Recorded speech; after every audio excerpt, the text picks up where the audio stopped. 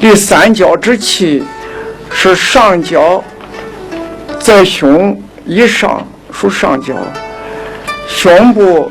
到肚脐为中角，肚脐到下部到腿到脚为下角。三角之气中间直通任脉，通督脉，中间有通冲脉，冲脉从阳桥，从上至阳桥，下至阴桥，从阴桥开始，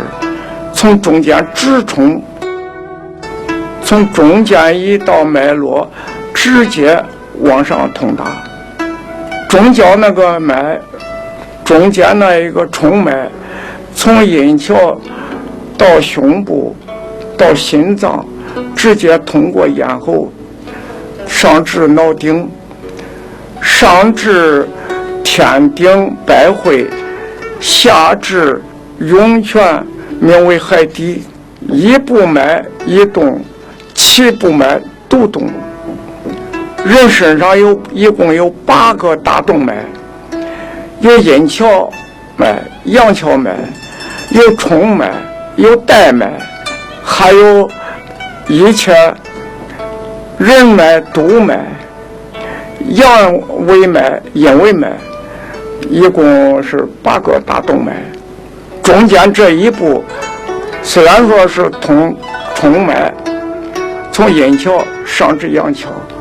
它这一步脉已经通8个脉络，全部都通。直行为脉，横行为络，说脉络嘛，内通5脏，往外通360股节，84000毫毛，它都通。所以这个金刚功，它可以祛病健身，为外8部外8部金刚，它是从外用直力，用刚力，8个大动脉讲好，总结起来，金刚功开始了。这是起势，把气提上来，归拢到中焦。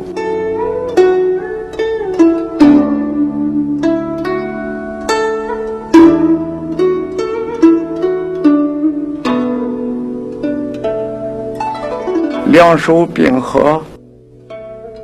两手往上翘，两手插顶，手背向上猛举，慢慢用力，两手猛翘，慢慢往下压，手往下猛合，这是阴阳气一冲一合。再练一遍，